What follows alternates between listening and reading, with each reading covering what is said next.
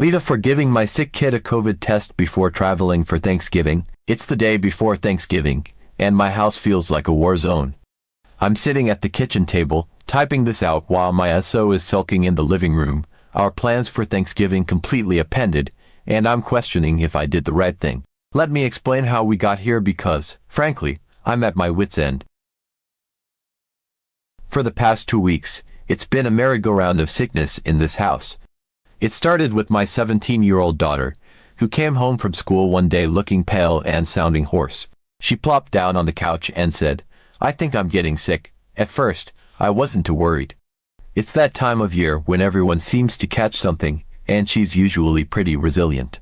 I figured a day of rest, some tea, and maybe a little soup would do the trick. She stayed home the next day, slept most of the morning, and by the following day, she seemed to be on the mend. But then, my 14-year-old son started showing symptoms. He's always been the type to power through anything, brushing off scrapes, bruises, or even fevers like they're no big deal.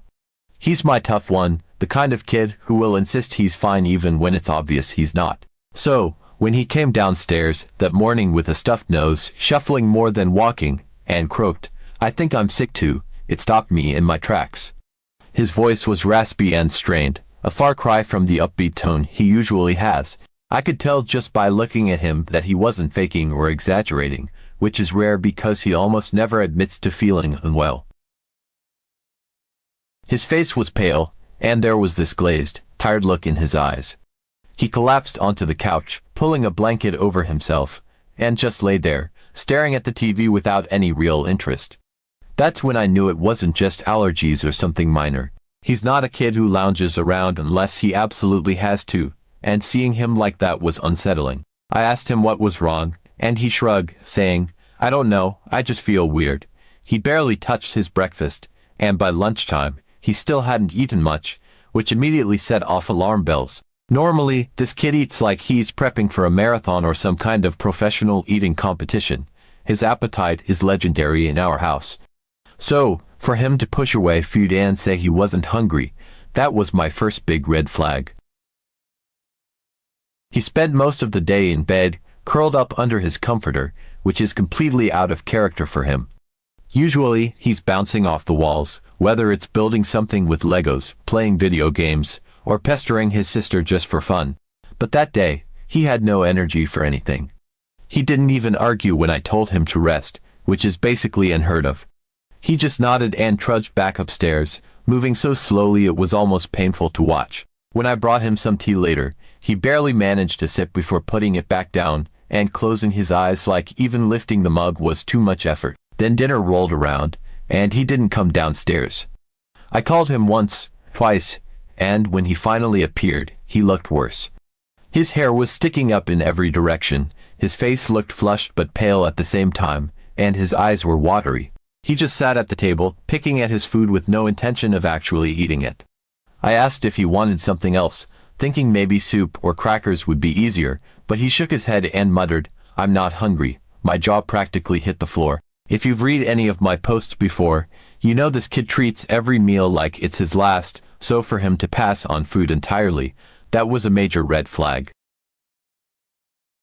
The next day, I let him stay home from school.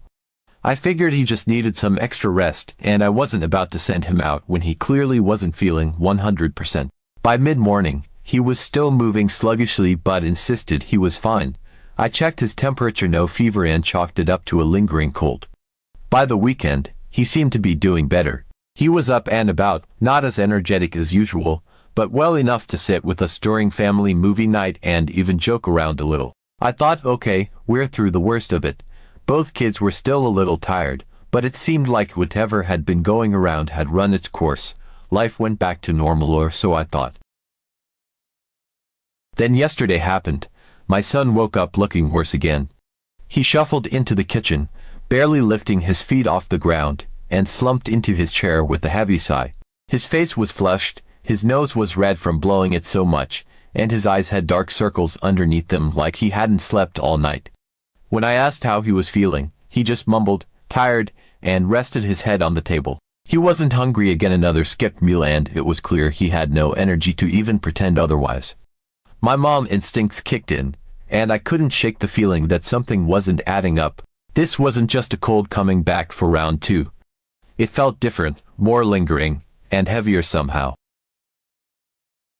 We've all gotten pretty lax about testing for COVID lately, especially now that it feels like a thing of the past in so many ways. But with Thanksgiving just a couple of days away, and knowing we had plans to spend it in a house packed full of family including elderly relatives and people with underlying health issues, I couldn't ignore the nagging voice in my head. What if this wasn't just a cold? What if it was something more? The timing couldn't have been worse, but I thought, better safe than sorry. I pulled out one of the at-home COVID tests we've had stashed away for months and told my son we were going to test him. Cue the eye-rolling and groaning. He's not a fan of the whole swab up the nose thing, who is, but he begrudgingly let me do it. I set the timer on my phone and waited. And there it was, 2 lines, positive. My heart sank. I stared at the test, hoping maybe I was imagining things, but nope, it was as clear as day. Immediately, my brain started spinning. What did this mean for Thanksgiving? What did this mean for everyone we were supposed to see tomorrow? I knew right away that we couldn't go. My sister-in-law's house is small and always packed on Thanksgiving. There would be kids running around, people hugging, and a buffet-style dinner where everyone shares the same serving spoons. It was a recipe for a disaster if we brought COVID into the mix. I couldn't, in good conscience, risk exposing everyone, especially my husband's elderly aunt and his sister, who has asthma. When I told my so, I expected him to be disappointed. Who wouldn't be? Thanksgiving is one of the few times a year when we get to see everyone in one place. The warmth, the food, the laughter, it's the kind of tradition you look forward to for weeks, even months. We've been talking about it constantly, the dishes I was planning to make, how we'd divvy up responsibilities, and how nice it would be to catch up with family. I'd expected some frustration, sure, but nothing could have prepared me for the sheer anger he unleashed. As soon as I said the words, the test came back positive, so I think we should stay home. His face darkened. He immediately started pacing the kitchen, his hands flailing dramatically as he ranted. "Why did you even test him?" he shouted, his voice already raised in frustration. "If you hadn't tested, we wouldn't even know, and we could still go." The way he said it, like I'd just ruined the holiday single-handedly, took me completely off guard. I stood there, stunned, clutching the counter for support, trying to process what I was hearing. I couldn't believe it. Was he seriously mad at me for doing what I thought was the responsible thing? For caring about the health and safety of everyone we were supposed to see tomorrow? He didn't stop there. He kept pacing, throwing his hands up, muttering under his breath. "This is so stupid. It's Thanksgiving, people get sick all the time, and it's never been a big deal before. Why are we acting like this is the end of the world?" I tried to interject, to explain my reasoning, but he just waved me off, barely even looking at me as he kept going. His tone was sharp, almost accusing, like I'd committed some unforgivable crime by swabbing our son's nose. If we hadn't known, we wouldn't have to cancel anything. "You're making a big deal out of nothing." Finally, when I could get a word in, I tried to keep my voice steady, though my chest was tightening with frustration. I told him it wasn't just about us. "This isn't about ruining our holiday," I said. "It's about making sure we don't ruin someone else's." I reminded him that his sister is immunocompromised and that his aunt, who's in her late 80s, would be at the dinner. "What if they get sick?" I asked, my voice firm but cracking slightly under the weight of the argument. How would we feel knowing we exposed them? I thought this might get through to him, appeal to his sense of responsibility or compassion, but he just shook his head and scoffed, like I was speaking a language he didn't understand. He looked me in the eye, his expression flat but exasperated, and said, "COVID is just like the flu now. We didn't cancel plans over a cold before COVID, so why start now?" That line sent a spark of anger straight through me. I could feel my face getting hot as I tried to keep my cool. "It's not just like the flu," I said, my voice rising a little despite my best efforts. "It's still highly contagious, and we know for a fact that he has it. This isn't a hypothetical situation, we know. How can we justify going when we know?" But he wouldn't back down. He crossed his arms and leaned against the counter, staring at me like I was being completely unreasonable. "People get sick all the time," he repeated, as if saying it again would somehow make it true. they'll be fine. Everyone gets sick during the holidays, it's not that big of a deal. His dismissiveness made me so mad I could feel my hands shaking. How could he be so cavalier about this? How could he brush off something that felt so clearly wrong to me, as if I was overreacting for even considering the well-being of the people we care about?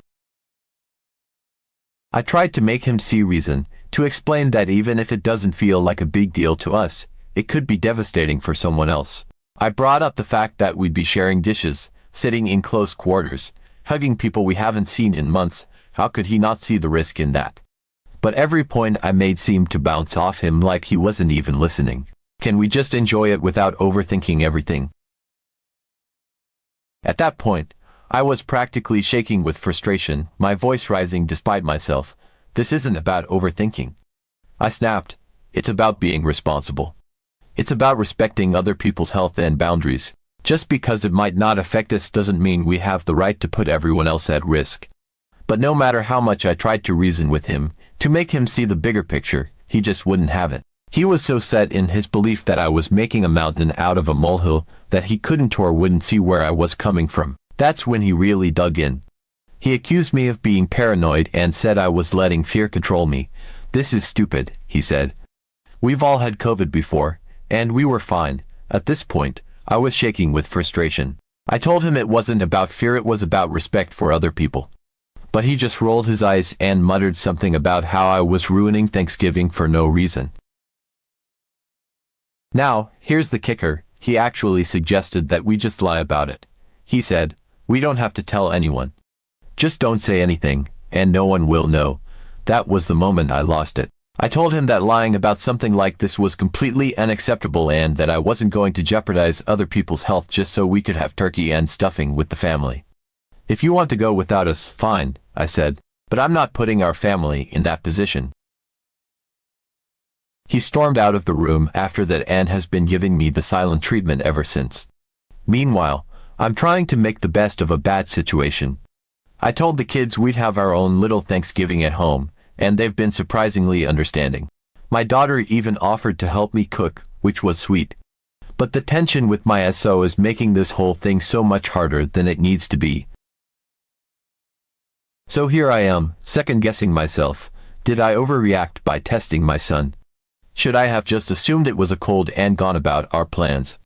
Or was I right to test him and decide to stay home? My SO seems to think I'm being ridiculous, but I can't shake the feeling that staying home is the responsible thing to do. What do you think? Am I the asshole here, or is my SO completely out of line? Because right now, I'm feeling like the bad guy for trying to do what I thought was the right thing. Update. After my husband stormed out of the kitchen, leaving me stewing in frustration, I took a deep breath and tried to figure out how to proceed. It was clear that Thanksgiving as we'd planned it was no longer an option, but the argument with my sulfur monoxide had left me emotionally drained. I still had to break the news to the rest of the family, which was something I wasn't looking forward to.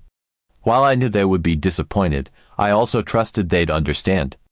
We're not the type of family to prioritize a holiday over the health of everyone attending. I pulled out my phone and opened the family group chat, the one that had been buzzing all week with everyone sharing recipes, coordinating dishes, and talking about who would bring the cranberry sauce this year. I typed out a carefully worded message explaining the situation. I told them my son had tested positive for COVID, and although his symptoms were mild, we didn't feel it was right to risk exposing everyone. I let them know how disappointed we were but emphasized that we'd miss them and hoped to see everyone soon. Once we were in the clear, the responses came quickly. My sister-in-law was the first to reply, saying she was sorry to hear about my son and hoped he felt better soon. She said she'd miss having us there but completely understood and appreciated that we were being cautious. Then my husband's aunt chimed in, echoing her support and saying that she would be thinking of us. My mother-in-law replied a few minutes later with a message full of love, saying how much she'd miss seeing us but that she was proud we were taking the responsible approach. Even my teenage niece, who rarely says much in the group chat, sent a sweet feel better soon message with a heart emoji. Reading those responses felt like a balm after the stressful morning. I was relieved to see that no one was angry or upset. Sure, They were disappointed, but they understood the bigger picture. It felt good to know that they supported our decision and weren't pressuring us to come.